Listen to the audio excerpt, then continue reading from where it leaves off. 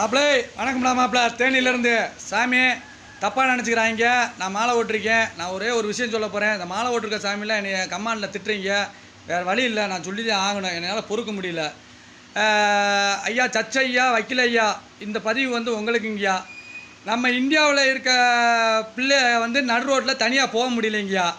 காரணம் என்னன்னா, அந்த நாயை தான் போகிற நாயை சில நாயை வந்து கற்பழிச்சிருதுங்கய்யா.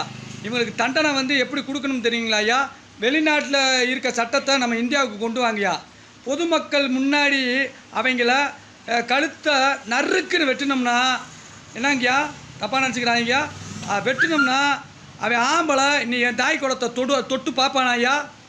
எனக்காண்டி இந்த சட்டத்தை கொண்டு வாங்கய்யா. மக்களுக்காண்டி கொண்டு வாங்கய்யா, இந்தியாவுக்காண்டி கொண்டு வாங்கய்யா.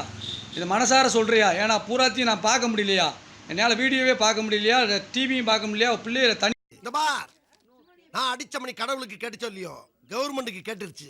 அடி சாம்பார் அப்பாயின்மெண்ட் ஆட